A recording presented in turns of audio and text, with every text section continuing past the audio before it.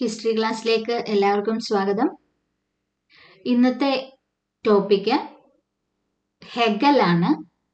ഹിസ്റ്റോറിയോഗ്രാഫിയിൽ നിന്നുള്ള ടോപ്പിക്കാണ്. George വിൽഹം Friedrich Hegel 1770 ജനിച്ചു. 1831 അദ്ദേഹം മരണമടയുന്നത്. അപ്പോൾ ഹെഗലിനെ കുറിച്ചുള്ള കൂടുതൽ വിവരങ്ങൾ, അദ്ദേഹത്തിൻ്റെ ഇയർലി ലൈഫ്, അദ്ദേഹത്തിൻ്റെ കോൺട്രിബ്യൂഷൻസ്, ഹിസ്റ്റോറിയോഗ്രഫിയെ എങ്ങനെയാണ് ഹെഗലിൻ്റെ സംഭാവനകൾ പരിപോഷിപ്പിച്ചത് തുടങ്ങിയ കാര്യങ്ങൾ നമുക്ക് ഇന്നത്തെ ക്ലാസ്സിൽ ചർച്ച ചെയ്യാം. അപ്പോൾ നമുക്ക് ക്ലാസ്സിലേക്ക് കടക്കാം. George Wilhelm Hegel was the most influential philosopher of the romantic idealist movement. Romantic ആദർശവാദ പ്രസ്ഥാനത്തിലെ അല്ലെങ്കിൽ കാൽപ്പനിക ആദർശവാദ പ്രസ്ഥാനത്തിലെ ഏറ്റവും പ്രമുഖനായ ഒരു തത്വചിന്തകനായിരുന്നു, ഫിലോസഫർ ആയിരുന്നു Hegel. He was born at Stuttgart in Germany as the son of a small fiscal official. ജർമ്മനിയിലെ സ്റ്റട്ട്ഗർട്ടിൽ ഒരു ചെറിയ ധനകാര്യ ഉദ്യോഗസ്ഥന്റെ മകനായാണ് അദ്ദേഹം ജനിക്കുന്നത്. He learned Latin, theology and philosophy before his appointment as a tutor at Berne. ബെർണയിൽ അധ്യാപകനായി നിയമിക്കപ്പെടുന്നതിന് മുൻപ് അദ്ദേഹം ലാറ്റിൻ, ദൈവശാസ്ത്രം, തത്വചിന്ത എന്നിവ പഠിച്ചു. He was greatly influenced by Gibbon, Montesquieu and Immanuel Kant. Gibbon, Montesquieu, Emmanuel Kant എന്നിവർ അദ്ദേഹത്തെ വളരെയധികം സ്വാധീനിച്ചു. In 1818, he was appointed as professor of philosophy at Berlin and he held that post till his death in 1831. 1818 ബെർലിനിൽ തത്വശാസ്ത്ര പ്രൊഫസറായി അദ്ദേഹം നിയമിതനായി. 1831 മരിക്കുന്നത് വരെ അദ്ദേഹം ആ പദവി വഹിക്കുകയുണ്ടായി. ഇനി അദ്ദേഹത്തിന്റെ പ്രധാനപ്പെട്ട വർക്കുകൾ ഏതൊക്കെയാണെന്ന് നമുക്ക് നോക്കാം. ഒന്നാമത്തേത് the phenomenology of spirit, 2 the science of logic, 3 the philosophy of right and law, 4 lectures on the philosophy of history. ഇങ്ങനെ 4 പ്രധാനപ്പെട്ട കൃതികളാണ് അദ്ദേഹത്തിൻ്റെതായിട്ടുള്ളത്. In his book Lectures on the Philosophy of History, he propounded highly implicative philosophy and raised history to a new dimension. Lectures on the Philosophy of History എന്ന പുസ്തകത്തിൽ അദ്ദേഹം തന്റെ തത്വചിന്ത അവതരിപ്പിക്കുകയും ചരിത്രത്തെ ഒരു പുതിയ തലത്തിലേക്ക് ഉയർത്തുകയും ചെയ്തു. Hegel developed the dialectical system, which to him is the very moving principle of history. Hegel വികസിപ്പിച്ചെടുത്ത ചരിത്ര തത്വശാസ്ത്രമാണ് തിയറി ഓഫ് ഡയലക്റ്റിക്സ് എന്ന് പറയുന്നത്, അല്ലെങ്കിൽ ഇതിനെ വൈരുദ്ധ്യാത്മക സിദ്ധാന്തം എന്ന മലയാളത്തിൽ വിളിക്കാം. ചരിത്രത്തിന്റെ വികസനത്തിൽ ഒരു വൈരുദ്ധ്യാത്മക പ്രക്രിയയുണ്ടെന്ന് അദ്ദേഹം വിശ്വസിച്ചു. അദ്ദേഹത്തിന്റെ ഈ വൈരുദ്ധ്യാത്മക സിദ്ധാന്തത്തിന്റെ അല്ലെങ്കിൽ ഡയലക്റ്റിക്കൽ സിസ്റ്റത്തിന്റെ പ്രധാനപ്പെട്ട ഘടകങ്ങൾ എന്ന് പറയുന്നത് ലോജിക്, നേച്ചർ ആൻഡ് മൈൻഡ് എന്നിവയാണ്. യുക്തിയും പ്രകൃതിയും മൈൻഡുമാണ്, മനസ്സുമാണ് അദ്ദേഹത്തിന്റെ ഈ ഡയലക്റ്റിക്സിന്റെ പ്രധാനപ്പെട്ട ഘടകങ്ങൾ എന്ന് പറയുന്നത്. He developed the dialectical system to explain how changes take place in history. ചരിത്രത്തിൽ മാറ്റങ്ങൾ എങ്ങനെ സംഭവിക്കുന്നുവെന്ന് വിശദീകരിക്കാൻ ഹെഗൽ തന്റെ വൈരുദ്ധ്യാത്മക സിദ്ധാന്തം ഉപയോഗിച്ചു, അല്ലെങ്കിൽ അത് വികസിപ്പിച്ചെടുത്തു. Dialectics implies contradiction. ഡയലക്റ്റിക്സ് എന്നതുകൊണ്ട് അർത്ഥമാക്കുന്നത് ഈ വൈരുദ്ധ്യാത്മകതയാണ്, അല്ലെങ്കിൽ ഓപ്പോസിറ്റ്സ് എന്നുള്ള അർത്ഥം, വിപരീതം എന്നുള്ള അർത്ഥം ആണ് ഈ ഡയലക്റ്റിക്സ് എന്ന വേർഡ് കൊണ്ട് ഉദ്ദേശിക്കുന്നത്. പരസ്പരം വൈരുദ്ധ്യപ്പെട്ടിരിക്കുന്നു, വിപരീതാവസ്ഥയിൽ ആയിരിക്കുന്ന ഒരു അവസ്ഥയാണ് ഇതുകൊണ്ട് ഉദ്ദേശിക്കുന്നത്. To Hegel, each stage or synthesis contains in itself an opposition or antithesis. A struggle will be followed between the thesis and antithesis till a synthesis is created. In essence, the notion of the dialectics is the simple one that each stage contains a dominant idea thesis. അതായത് ഓരോ ചരിത്ര സംഭവ വികാസങ്ങളിലും ഒരു പ്രബലമായ ആശയം അടങ്ങിയിരിക്കുന്നു എന്ന് അദ്ദേഹം പറയുന്നു. ഈ ആശയത്തെ നമുക്ക് തീസിസ് എന്ന് വിളിക്കാം. അപ്പോൾ ഓരോ ചരിത്ര സംഭവ വികാസത്തിന്റെ ഘട്ടങ്ങളിലും ഓരോ സ്റ്റേജിലും ഒരു പ്രബലമായ ആശയം അടങ്ങിയിരിക്കുന്നു. ആ ആശയത്തെയാണ് നമ്മൾ തീസിസ് എന്ന് വിളിക്കുന്നത്. The thesis holds within it an oppositional idea, the antithesis. അതായത് നമ്മൾ ഈ പറഞ്ഞ തീസിസിനുള്ളിൽ അല്ലെങ്കിൽ പ്രബലമായ ആ ആശയത്തിനുള്ളിൽ ഒരു എതിർ ആശയം അല്ലെങ്കിൽ ഒരു വിരുദ്ധമായിട്ടുള്ള ആശയം അടങ്ങിയിരിക്കുന്നു. അപ്പൊ അതേ ആശയത്തിനുള്ളിൽ തന്നെയാണ് ഈ വിരുദ്ധ ആശയവും നിലനിൽക്കുന്നത് എന്നുള്ളതാണ്. ഈ വിരുദ്ധ ആശയത്തെ നമുക്ക് ആന്റി തീസിസ് എന്ന് വിളിക്കാം. അപ്പൊ ഓരോ ചരിത്ര സ്റ്റേജുകളിലും ചരിത്ര ഘട്ടങ്ങളിലും ചരിത്ര സംഭവത്തിലും ഒരു പ്രബലമായ ആശയം അടങ്ങിയിട്ടുണ്ട്. ആ ആശയത്തെയാണ് നമ്മൾ തീസിസ് എന്ന് വിളിക്കുന്നത്. ഈ ആശയത്തിൽ തന്നെ ആ ആശയത്തിന്റെ ഒരു വിരുദ്ധമായ നേരെ ഓപ്പോസിറ്റ് ആയിട്ടുള്ള ഒരു ആശയവും കൂടി അടങ്ങിയിരിക്കുന്നു. അതിനെ നമ്മൾ ആന്റി തീസിസ് എന്ന് വിളിക്കുന്നു. Out of the clash of these two, ഈ തീസിസും ആന്റി തീസിസും തമ്മിലുള്ള ക്ലാഷിൽ നിന്നും ഏറ്റുമുട്ടലിൽ നിന്നും ഒരു സമന്വയം ഉൽപ്പാദിപ്പിക്കപ്പെടുന്നു, അതായത് ഒരു സിന്തസിസ്. അപ്പോൾ ഈ രണ്ട് എതിർ ആശയങ്ങളുടെയും ഏറ്റുമുട്ടലിൽ നിന്ന്, അതായത് തീസിസിന്റെയും ആന്റി തീസിസിന്റെയും ക്ലാഷിൽ നിന്നും ഏറ്റുമുട്ടലിൽ നിന്നും ഒരു സിന്തസിസ് അല്ലെങ്കിൽ ഒരു സമന്വയം ഉൽപ്പാദിപ്പിക്കപ്പെടുന്നു. ഒരു ഉദാഹരണം പറയുകയാണെന്നുണ്ടെങ്കിൽ, out of the struggle between despotism, ഇവിടെ ഡെസ്പോട്ടിസം എന്ന് പറയുന്നത് തീസിസ് ആണ്. അപ്പോൾ ഡെസ്പോട്ടിസവും അതിന്റെ നേരെ വിരുദ്ധമായിട്ടുള്ള ആശയമായ ഡെമോക്രസി. ഡെസ്പോട്ടിസം എന്ന് പറയുന്നത് സ്വേച്ഛാധിപത്യമാണ്, ഡെമോക്രസി എന്ന് പറയുന്നത് ജനാധിപത്യവുമാണ്. രണ്ടും രണ്ട് വിരുദ്ധ ആശയങ്ങളാണ്.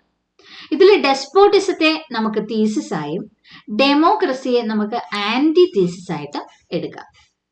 ഈ രണ്ട് വിരുദ്ധ ആശയങ്ങൾ തമ്മിലുള്ള ഏറ്റുമുട്ടലിൽ നിന്നും, അതായത് ഡെസ്പോട്ടിസം എന്ന തീസിസും ഡെമോക്രസി എന്ന ആന്റി തീസിസും തമ്മിൽ ഏറ്റുമുട്ടി അല്ലെങ്കിൽ ഒരു ക്ലാഷ് നടന്ന് ഒരു സിന്തസിസ് പ്രൊഡ്യൂസ് ചെയ്യപ്പെടുന്നു, ക്രിയേറ്റ് ചെയ്യപ്പെടുന്നു. ആ സിന്തസിസ് ആണ് കോൺസ്റ്റിറ്റ്യൂഷണൽ മൊണാർക്കി, അതായത് ഭരണഘടനാപരമായിട്ടുള്ള രാജവാഴ്ച. ഈ രണ്ട് വിരുദ്ധ ആശയങ്ങളുടെയും ഏറ്റുമുട്ടലിൽ നിന്നും ഉടലെടുക്കുന്നു എന്നുള്ളതാണ്. ഈ സിന്തസിസ് എന്ന് പറയുന്നത് ഫൈനൽ അല്ല.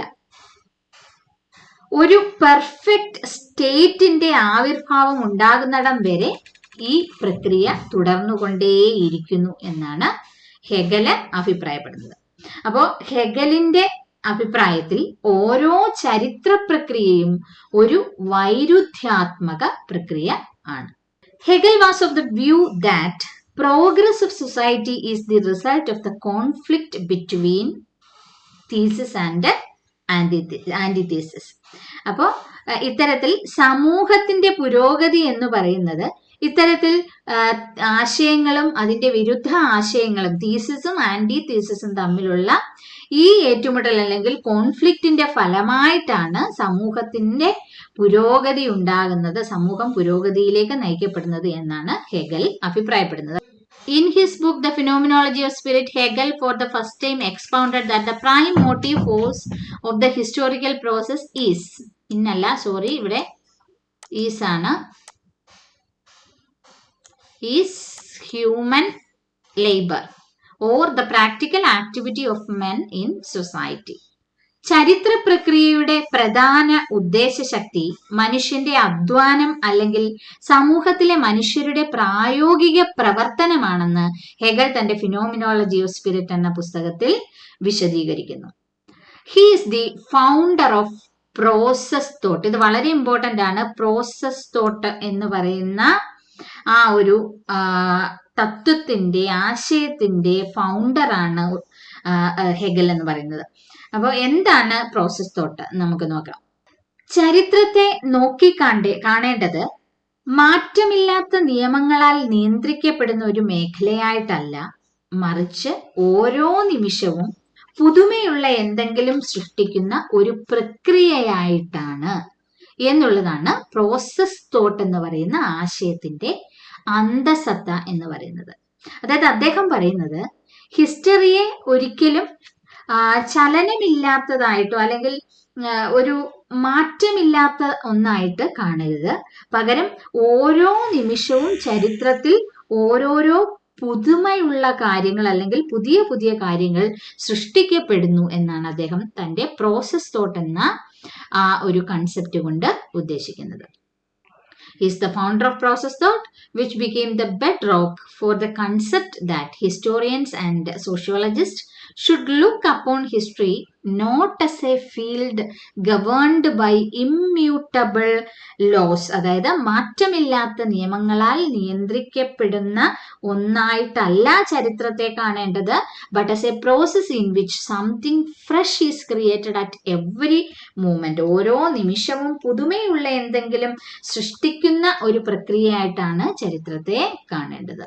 അത് വളരെ ഇമ്പോർട്ടന്റ് ആണ്, പ്രോസസ് തോട്ട് എന്നുള്ള ഹെഗലിന്റെ concept. The whole of human history to Hegel is a process through which mankind is making spiritual and moral progress. ഹെഗലിനെ സംബന്ധിച്ചിടത്തോളം മനുഷ്യ ചരിത്രം മുഴുവൻ മനുഷ്യരാശി ആത്മീയവും ധാർമ്മികവുമായ പുരോഗതി കൈവരിക്കുന്ന ഒരു പ്രക്രിയ ആണ്. To him, history has a plot and the task of the philosopher is to discover it. അതുപോലെ തന്നെ ചരിത്രത്തിനൊരു പ്ലോട്ട് ഉണ്ട് എന്നും, പ്ലോട്ട് എന്ന് പറഞ്ഞാൽ ഒരു ഇതിവൃത്തം അല്ലെങ്കിൽ ഒരു കഥാവസ്തു ഉണ്ട് എന്നും അത് കണ്ടെത്തുക എന്നതാണ് ഒരു തത്വചിന്തകന്റെ കടമയെന്നും ഹെഗൽ പറയുന്നു. At first man was in the natural life of savagery. അദ്ദേഹത്തിന്റെ മറ്റൊരു അഭിപ്രായമാണ് അല്ലെങ്കിൽ മറ്റൊരു ഐഡിയ ആണ് at first man was in the natural life of savagery. തുടക്കത്തിൽ മനുഷ്യൻ നയിച്ചിരുന്നത് വളരെ അപരിഷ്കൃതമായിട്ടുള്ള ഒരു ജീവിതമായിരുന്നു. He passed through several stages to reach the present level of culture.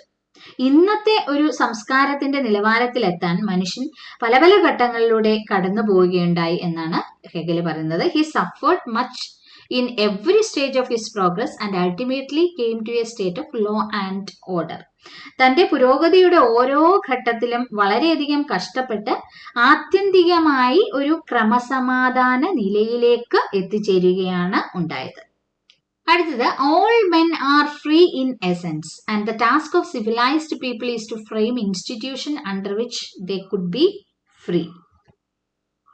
ആത്യന്തികമായി എല്ലാ മനുഷ്യരും സ്വതന്ത്രരാണ് എന്ന് ഹെഗൽ പറയുന്നു. അതുപോലെ തന്നെ സംസ്കാര സമ്പന്നരായ ഒരു ജനതയുടെ ഉത്തരവാദിത്വമാണ് എല്ലാവർക്കും സ്വാതന്ത്ര്യമുള്ള ഒരു ഇൻസ്റ്റിറ്റ്യൂഷൻ.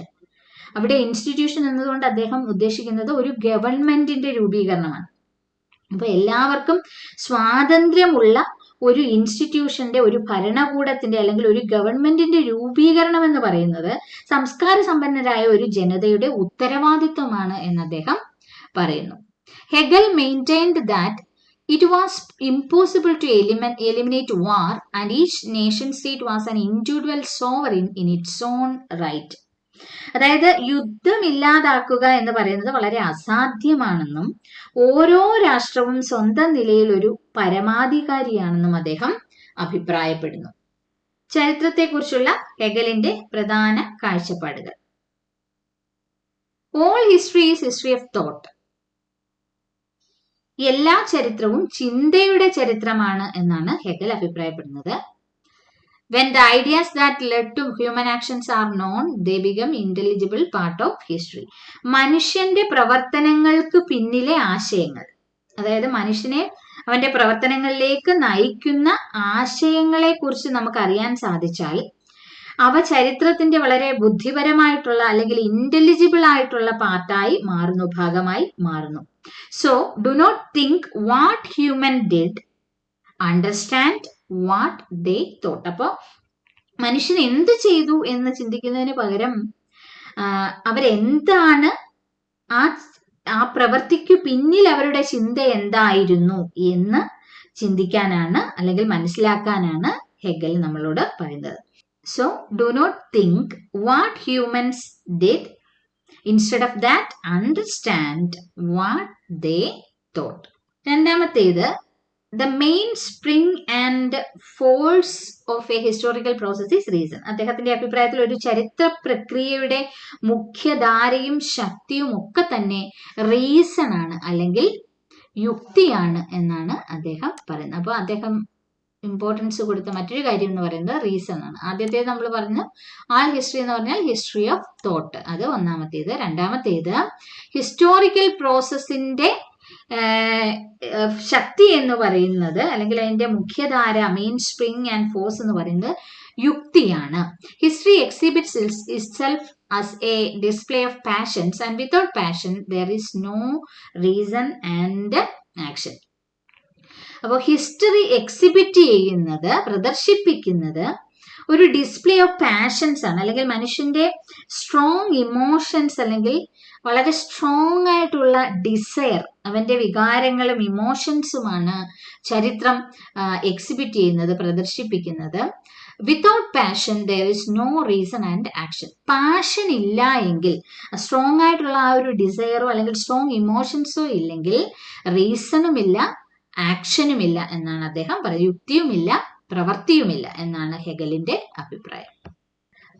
മിഡീവൽ കാലഘട്ടത്തിലെ ഒരു തിയോളജിക്കൽ ഐഡിയോളജി അനുസരിച്ച് അല്ലെങ്കിൽ ഒരു ദൈവശാസ്ത്ര വീക്ഷണം അനുസരിച്ച് ചരിത്രത്തിന്റെ പദ്ധതികൾ നടപ്പാക്കുന്നത് ദൈവമാണെന്നും മനുഷ്യർ എന്ന് പറയുന്നത് ദൈവത്തിന്റെ ഏജൻസ് ആണ്, അല്ലെങ്കിൽ ദൈവത്തിന്റെ തീരുമാനങ്ങൾ അനുസരിച്ച് പ്രവർത്തിക്കാൻ ചുമതലപ്പെട്ട ആളുകളാണ് എന്നുമാണ് ആ ഒരു മിഡീവൽ കാലഘട്ടത്തിലെ തിയോളജിക്കൽ ഐഡിയോളജി എന്ന് പറയുന്നത്. എന്നാൽ ഹെഗൽ ഈ ഒരു വീക്ഷണത്തിനെതിരാണ്.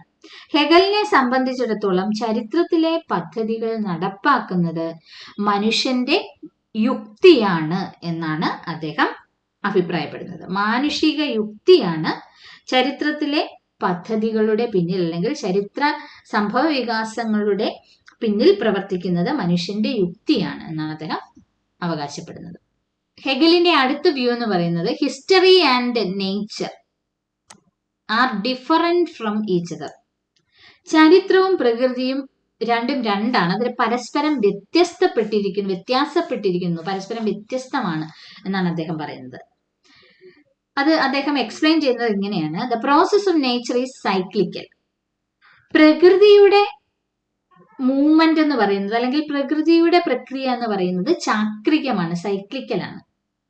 ചാക്രികമായിട്ടുള്ള ഒരു ചലനമാണ് പ്രകൃതിയുടേതെന്ന് പറയുന്നത്. എന്നാൽ ചരിത്രത്തിന്റെ ചലനം എന്ന് പറയുന്നത്, ഹിസ്റ്റോറിക്കൽ മൂവ്മെന്റ്സ് എന്ന് പറയുന്നത് do not travel in cycles. ചാക്രികമായി അത് മൂവ് ചെയ്യുന്നില്ല, അവ സഞ്ചരിക്കുന്നത് സ്പൈറൽ ആയിട്ടാണ്. ദേ ട്രാവൽ ഇൻ സ്പൈറൽസ് അല്ലെങ്കിൽ സർപ്പിൾ ആകൃതിയിലാണ് ചരിത്ര സംഭവ വികാസങ്ങൾ നടക്കുന്നത് എന്നാണ് അദ്ദേഹം പറയുന്നത്. അപ്പോൾ നേച്ചറിന്റെ പ്രോസസ് എന്ന് പറയുന്നത് സൈക്ലിക്കൽ ആണെങ്കിൽ ഹിസ്റ്റോറിക്കൽ പ്രോസസ് എന്ന് പറയുന്നത് സ്പൈറൽ ആണ് എന്നാണ് അദ്ദേഹം പറയുന്നത്. And apparent repetition of historical phenomena are always differentiated by having acquired something new. അപ്പൊ ചരിത്രപരമായ പ്രതിഭാസങ്ങളുടെ ആവർത്തനം എല്ലായ്പ്പോഴും പുതിയ എന്തെങ്കിലും നേടിയെടുക്കുന്നതിലൂടെ വ്യത്യാസപ്പെടുകയും ചെയ്യുന്നു. കലാപങ്ങളും വിപ്ലവങ്ങളും യുദ്ധങ്ങളും കാലാകാലങ്ങളിൽ ചരിത്രത്തിൽ വീണ്ടും വീണ്ടും പ്രത്യക്ഷപ്പെടുന്നുണ്ടെങ്കിലും ഈ ഓരോ യുദ്ധങ്ങളുടെയും വിപ്ലവങ്ങളുടെയും ഒക്കെ കാരണങ്ങളോ സ്വഭാവമോ അതിന്റെ റിസൾട്ട്സ്, ഫലമോ ഒക്കെ വ്യത്യാസപ്പെട്ടിരിക്കുന്നു എന്നാണ് അദ്ദേഹം പറയുന്നത്. Though riots, revolutions and wars appear and reappear in history from time to time, they are different either with regard to cause, nature or result. അപ്പോൾ അതുകൊണ്ട് തന്നെയാണ് അദ്ദേഹം പറയുന്നത് നേച്ചറിനെ പോലെ സൈക്ലിക്കൽ ആയിട്ടുള്ള ഒരു ചാക്രികമായിട്ടുള്ള ഒരു മൂവ്മെന്റ് അല്ല ചരിത്രത്തിനുള്ളത്. അത് വെറുതെ ആവർത്തിക്കുകയല്ല, ഓരോ തവണയും പുതുമയുള്ള എന്തെങ്കിലും ഒന്നതിൽ ഉണ്ടായിരിക്കും എന്നാണ് അദ്ദേഹം പറയുന്നത്. അതുകൊണ്ട് തന്നെ അതിന്റെ മൂവ്മെന്റ് എന്ന് പറയുന്നത് സ്പൈറലാണ്, സർപ്പിൾ ആകൃതിയിലാണ്. എന്നാൽ നേച്ചർ സൈക്ലിക്കൽ പ്രോസസ്സിലൂടെയാണ് കടന്നു പോകുന്നത്. The historical process is at bottom A logical process. ചരിത്ര പ്രക്രിയ എന്ന് പറയുന്നത്, ഹിസ്റ്റോറിക്കൽ പ്രോസസ് എന്ന് പറയുന്നത് ഒരു ലോജിക്കൽ പ്രക്രിയയാണ്. Historical process is at bottom a logical process. History consists of actions which have an outside and an inside. ചരിത്രം പ്രവർത്തികൾ ഉൾപ്പെടുന്നവയാണ്. ചരിത്രത്തിൽ പ്രവർത്തികൾ ഉൾപ്പെടുന്നുണ്ട്, ആക്ഷൻസ് ഉണ്ട്, പ്രവർത്തനങ്ങളുണ്ട്. ഈ പ്രവർത്തനങ്ങൾക്ക് ഒരു പുറവും ഒരു അകവും ഉണ്ട്. which have an outside and an inside. അകവുമുണ്ട്, പുറവുമുണ്ട്. പുറമേ നിന്ന് നമ്മൾ നോക്കിയാൽ അവ കേവലം സംഭവങ്ങൾ മാത്രമാണ്. On the outside they are mere events and on the inside they are thoughts bound each other by logical connections. അപ്പൊ നമ്മൾ പറഞ്ഞു, പുറമേ നിന്ന് നമ്മൾ ഒരു ചരിത്ര സംഭവ വികാസത്തെ നോക്കിക്കാണുകയെങ്കിൽ അത് കേവലം ഒരു ഇവന്റ് മാത്രമാണ്, ഒരു സംഭവം മാത്രമാണ്. പക്ഷേ ഉള്ളിൽ ഈ സംഭവം എന്ന് പറയുന്നത് ചിന്തകളാണ്. ദേ ആർ തോട്ട്സ്. പരസ്പരം ലോജിക്കലി, റീസണബിളി, യുക്തിസഹമായി കണക്ട് ചെയ്യപ്പെട്ടിരിക്കുന്ന, ബന്ധിപ്പിച്ചിരിക്കുന്ന, റിലേറ്റ് ചെയ്യപ്പെട്ടിരിക്കുന്ന ചിന്തകളാണ്, അല്ലെങ്കിൽ തോട്ട്സ് ആണ് ഉള്ളിൽ നിന്ന് നോക്കിയാൽ ചരിത്രത്തിലെ ഓരോ പ്രവർത്തനങ്ങളും എന്നാണ് ഹെഗൽ പറയുന്നത്. അതാണ് അദ്ദേഹം പറയുന്നത് historical process is at bottom A logical process എന്ന് പറയുന്നത്. Events are logically connected, hence historical process is a logical process. അപ്പൊ ചരിത്രത്തിലെ ഓരോ സംഭവ വികാസവും ലോജിക്കലി കണക്റ്റഡ് ആണ്. അതുകൊണ്ട് തന്നെ ഹിസ്റ്റോറിക്കൽ പ്രോസസ് എന്ന് പറയുന്നത് ഒരു ലോജിക്കൽ പ്രോസസ് ആണ് എന്ന് ഹെഗൽ അഭിപ്രായപ്പെടുന്നു. അടുത്തത്, Hegel worshipped state more than other romantic idealist. മറ്റ് കാൽപ്പനിക ആദർശവാദികളെക്കാൾ, റൊമാൻറ്റിക് ഐഡിയലിസ്റ്റുകളെക്കാൾ കൂടുതൽ ഹെഗൽ ഭരണകൂടത്തെ ആരാധിച്ചു. He worshipped state. അപ്പൊ സ്റ്റേറ്റിന്, ഭരണകൂടത്തിന്, ഗവൺമെന്റിന് വളരെയധികം ഇമ്പോർട്ടൻസ് അദ്ദേഹം കൊടുത്തിട്ടുണ്ട്. He was of opinion that true liberty consisted of subjection to political society and the individual had no rights which the state was bound to respect. യഥാർത്ഥ സ്വാതന്ത്ര്യം രാഷ്ട്രീയ സമൂഹത്തിന് വിധേയമാകുന്നതാണെന്നും വ്യക്തിക്ക് അവകാശങ്ങളില്ല എന്നും അദ്ദേഹം അഭിപ്രായപ്പെട്ടു. വ്യക്തി എന്ന് പറയുന്നത് യാതൊരു അവകാശങ്ങളും ഇല്ലാത്തവരാണ്. ഭരണകൂടത്തിന് നമ്മൾ വിധേയരായിരിക്കണം, പൊളിറ്റിക്കൽ സൊസൈറ്റിക്ക് വിധേയരായിരിക്കണം എന്നൊക്കെയുള്ളതാണ് അദ്ദേഹത്തിന്റെ അഭിപ്രായം. കാരണം അദ്ദേഹം പറയുന്നത് for without the state the individual would be nothing but an animal എന്നാണ്. അതായത് സ്റ്റേറ്റ് ഇല്ലാതെ, ഒരു ഭരണകൂടം ഇല്ലാതെ ഒരു വ്യക്തി എന്ന് പറയുന്നത് മൃഗതുല്യനാണ് എന്നാണ് അദ്ദേഹം പറയുന്നത്. സ്റ്റേറ്റ് ഇല്ലെങ്കിൽ മനുഷ്യൻ വെറും മൃഗമാണ്, മൃഗതുല്യനാണെന്ന് പറയുന്നത്. He wrote the state is the divine idea as it exist on earth. അദ്ദേഹത്തിന്റെ അഭിപ്രായത്തിൽ സ്റ്റേറ്റ് എന്ന് പറയുന്നത്, ഭരണകൂടം എന്ന് പറയുന്നത് ഒരു ദൈവികമായിട്ടുള്ള ആശയമാണ് എന്നാണ്. Next, history is the product of an infinite and active reason. ചരിത്രം അനന്തവും സജീവവുമായ യുക്തിയുടെ ഫലമാണ്. History is the product of an infinite, അനന്തവും സജീവവുമായ, ആക്റ്റീവുമായിട്ടുള്ള യുക്തിയുടെ ഫലമായിട്ടുള്ളതാണ് history. The moving forces in historical change ultimately work towards realization of reason's great design. ചരിത്രപരമായ മാറ്റത്തിലെ ചാലക ശക്തികൾ ആത്യന്തികമായി യുക്തിയുടെ മികച്ച രൂപകൽപ്പന സാക്ഷാത്കരിക്കുന്നതിനായി പ്രവർത്തിക്കുന്നു. ഇനി ഹെഗലിന്റെ ഫിലോസഫിക്കെതിരായിട്ടുള്ള ഹിസ്റ്റോറിക്കൽ തത്വചിന്തക്കെതിരായിട്ടുള്ള ക്രിറ്റിസിസംസ് എന്തൊക്കെയാണെന്ന് നോക്കാം. ക്രിറ്റിക്സ് എങ്ങനെയാണ് അദ്ദേഹത്തിന്റെ ഈ ഫിലോസഫിയെ വിമർശിച്ചത്, അവരെങ്ങനെയാണ് അതിനെ നോക്കിക്കണ്ടത്. Hegel's idea of history as a logical process has aroused much protest and even hostility. അപ്പൊ ഹിസ്റ്ററി എന്ന് പറയുന്നത് ഒരു ലോജിക്കൽ പ്രോസസ്സാണ്, ഒരു യുക്തിസഹമായ പ്രക്രിയയാണ്, ചരിത്രം ഒരു യുക്തിസഹമായ പ്രക്രിയയാണ് എന്ന ഹെഗലിന്റെ ആശയം അംഗീകരിക്കാൻ ക്രിട്ടിക്സ് തയ്യാറായില്ല. രണ്ടാമത്തെ critic Benedetto Croce has termed Hegel's philosophy of history as a gigantic blender produced by confusing two quite different things, namely opposition and distinction. ഹെഗലിന്റെ ചരിത്രത്തെക്കുറിച്ചുള്ള ചരിത്ര തത്വചിന്തയെ ബെനഡിറ്റോ ക്രോസ് വിശേഷിപ്പിച്ചത് എതിർപ്പും വ്യതിരിക്തതയും, അതായത് ഒപ്പോസിഷനും ഡിസ്റ്റിങ്ഷനും എന്ന രണ്ട് വ്യത്യസ്ത കാര്യങ്ങളെ ആശയക്കുഴപ്പത്തിലാക്കുന്നതിലൂടെ സൃഷ്ടിക്കപ്പെട്ട ഭീമാകാരമായ ഒരു മണ്ടത്തരമാണ് എന്നാണ്. അതായത് ഒപ്പോസിഷനെയും ഡിസ്റ്റിങ്ഷനെയും, എതിർപ്പും വ്യതിരിക്തതയും, ഈ രണ്ട് കാര്യങ്ങളെ, രണ്ട് വ്യത്യസ്തമായിട്ടുള്ള കാര്യങ്ങളെ കോൺട്രഡിക്ടറി ആക്കിക്കൊണ്ട്, കൺഫ്യൂസിങ് ആക്കിക്കൊണ്ട്, അദ്ദേഹം ആശയക്കുഴപ്പത്തിലാക്കിക്കൊണ്ട് സൃഷ്ടിക്കപ്പെട്ട ഒരു ഭീമാകാരമായ മണ്ടത്തരമാണ് അദ്ദേഹത്തിന്റെ ചരിത്ര തത്വചിന്ത എന്നാണ് ക്രോസ് അഭിപ്രായപ്പെടുന്നത്. He was bitterly criticized for his doctrine that history ends not in the future but in the present.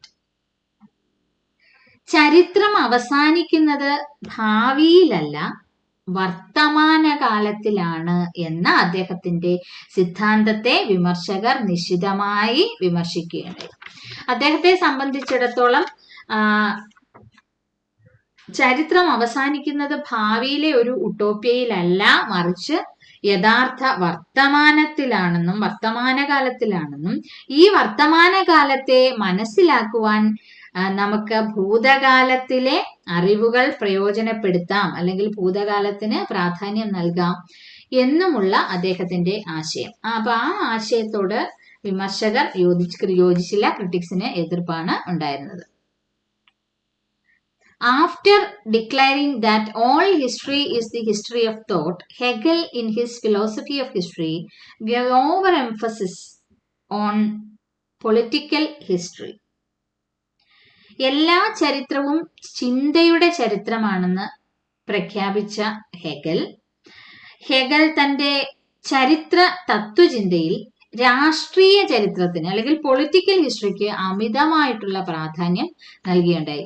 നമ്മൾ നേരത്തെ പറഞ്ഞു he was a worshipper of state, ഭരണകൂടത്തോട് വളരെയധികം ആരാധന ഉണ്ടായിരുന്ന ഒരു വ്യക്തിയാണ് ഹെഗൽ. അപ്പോൾ അദ്ദേഹം പൊളിറ്റിക്കൽ ഹിസ്റ്ററിക്ക് അമിതമായിട്ടുള്ളൊരു പ്രാധാന്യം നൽകുകയുണ്ടായി. He neglected art, religion and philosophy. അപ്പോൾ പൊളിറ്റിക്കൽ ഹിസ്റ്ററിക്ക്, രാഷ്ട്രീയ ചരിത്രത്തിന്റെ അമിത പ്രാധാന്യം അദ്ദേഹം നൽകിയപ്പോൾ കലയെയും ആർട്ടിനെയും റിലീജിയൻ, മതത്തെയും അതുപോലെ തന്നെ ഫിലോസഫിയും തത്വചിന്തയും ഒക്കെ തന്നെ അദ്ദേഹം നെഗ്ലക്റ്റ് ചെയ്യുകയുണ്ടായി. അതിനൊന്നും അദ്ദേഹം ചരിത്രത്തിൽ വളരെയധികം പ്രാധാന്യം നൽകിയില്ല എന്നുള്ളതാണ്. R.G. Collingwood observes this as a serious defect. R.G. Collingwood ഇതൊരു ഗുരുതരമായിട്ടുള്ള ഒരു വൈകല്യമായിട്ടാണ് അദ്ദേഹം ഇതിനെ നിരീക്ഷിക്കുന്നത്. അപ്പോൾ ഹെഗലിന്റെ ഹിസ്റ്റോറിക്കൽ ഫിലോസഫിയുടെ ഒരു വൈകല്യമാണ് ഇത് എന്നാണ് അദ്ദേഹം പറയുന്നത്. Much of Hegel's philosophy of history was complex, mysterious and obscure and conveyed in abstruse language. ഹെഗലിന്റെ ചരിത്രത്തെക്കുറിച്ചുള്ള മിക്ക തത്വചിന്തകളും വളരെ സങ്കീർണവും നിഗൂഢവും അവ്യക്തവുമായിരുന്നു എന്നാണ് ക്രിട്ടിക്സ് പറയുന്നത്. ജർമ്മൻ ഫിലോസഫർ ആർതർ ഷോപ്പൻഹോവർ ഹെഗലിന്റെ തത്വചിന്തയെ a monument of German stupidity എന്നാണ് വിളിച്ചത്. അതായത് ജർമ്മൻ വിഡ്ഢിത്തത്തിന്റെ സ്മാരകം എന്നാണ് ജർമ്മൻ തത്വചിന്തകനായ ആർതർ ഷോപ്പൻഹോവർ ഹെഗലിന്റെ തത്വചിന്തയെ, ഹെഗലിന്റെ ഫിലോസഫിയെ പരാമർശിച്ചത്. അപ്പോൾ ധാരാളം ഡീമെറിറ്റ്സ് ഹെഗലിന്റെ ഹിസ്റ്റോറിക്കൽ ഫിലോസഫിയിൽ ക്രിട്ടിക്സ് കണ്ടെത്തുന്നുണ്ടെങ്കിലും നമുക്ക് അദ്ദേഹത്തിന്റെ കോൺട്രിബ്യൂഷൻസ്, അദ്ദേഹത്തിന്റെ ഹിസ്റ്റോറിയോഗ്രാഫിയിൽ അദ്ദേഹം നൽകിയ സംഭാവനകൾ നമുക്ക് ഒട്ടും കുറച്ച് കാണാൻ സാധിക്കില്ല. 19ാം നൂറ്റാണ്ടിൽ ഈ ഒരു തത്വചിന്ത ഒരു ഇളക്കം തന്നെ സൃഷ്ടിക്കുകയുണ്ടായി എന്ന് പറയാം. അദ്ദേഹത്തിന്റെ ചില അടിസ്ഥാന ആശയങ്ങൾ വളരെ ശ്രദ്ധേയമായിരുന്നു. അവ ചരിത്രത്തെ ഉയർന്ന തലത്തിലേക്ക് തീർച്ചയായും ഉയർത്തുകയുണ്ടായി. He raised history to a higher standard to that of philosophy. ഇത്രയുമാണ് ഹെഗലിനെ കുറിച്ചുള്ള വിശദ വിവരങ്ങൾ എന്ന് പറയുന്നത്. അപ്പൊ ഇന്നത്തെ ക്ലാസ് നമുക്ക് ഇവിടെ കൺക്ലൂഡ് ചെയ്യാം. അടുത്ത ക്ലാസ്സിൽ മറ്റൊരു ടോപ്പിക്കുമായിട്ട് നമുക്ക് വീണ്ടും കാണാം.